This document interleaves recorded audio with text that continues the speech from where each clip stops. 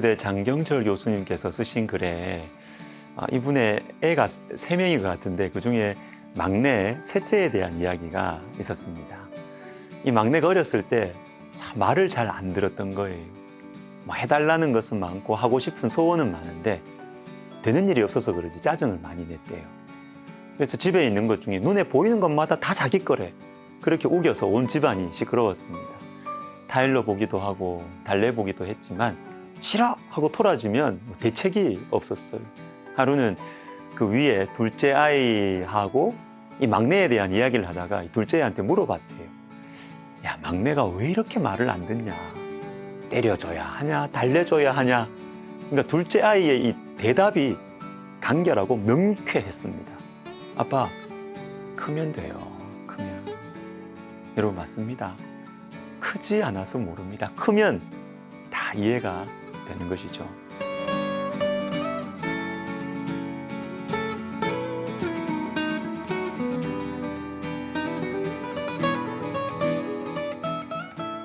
다니엘에게 다시 한 환상이 나타납니다. 다니엘서 8장에 나오는 환상은요, 7장에 나오는 환상에 비해서 범위가 조금 좁습니다. 7장 환상은요, 바벨론, 메데바사, 헬라, 로마까지 쫙 포함하고 있지만 8장은 메데와 바사 그리고 헬라에 집중되어 있어요. 그런데 14절을 보시면 이상한 말씀이 있습니다. 그때에 성소가 정결하게 되리라. 거대한 제국들이 일어나고 깔아앉고 하면서 하나님 백성들을 괴롭힐 겁니다. 힘들 거예요. 그러나 그 고난을 통해서 성소가 정결하게 된다는 것입니다. 여러분, 다니엘에게 보여진 이 환상들은 언뜻 보면 굉장히 비관적이에요. 거대한 제국들의 횡포, 4절과 그리고 12절에 나오듯이 원하는 대로 행하고 자기 뜻대로 행해요. 그리고 다 짐승으로 표현됩니다. 짐승 같은 존재들이라는 것이죠.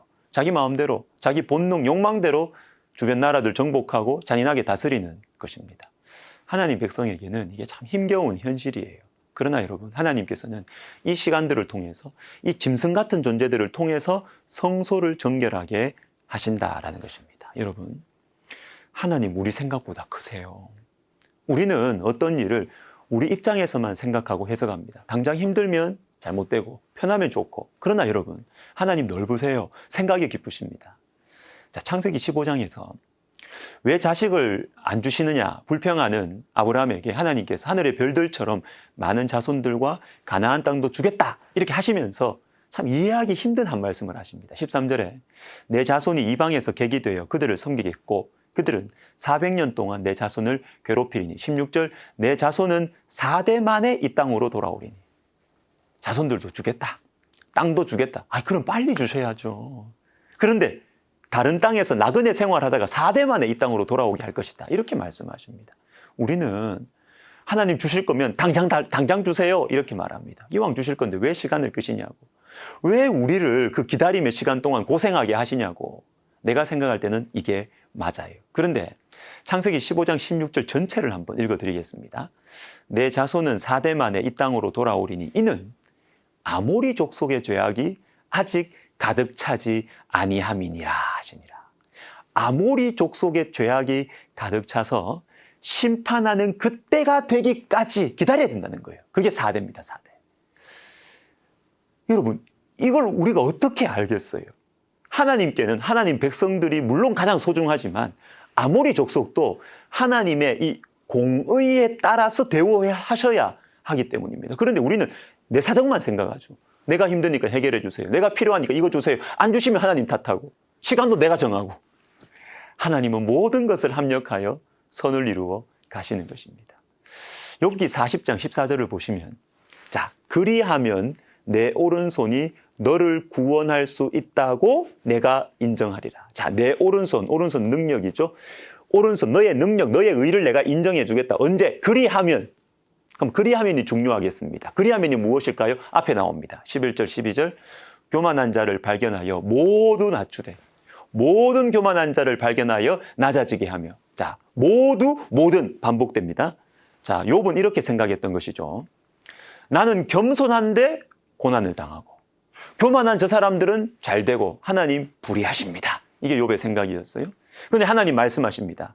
자, 욥아, 네가 네가 욕하는 그 교만한 사람들, 그런데 네가 모든 교만한 자를 알고 있느냐? 하나님의 일하시는 모든 것을 네가 알고 하나님께 원망하느냐? 모든 것들이 어떻게 연결되어서 일어나고 지금 있는지를 네가 알고 있느냐?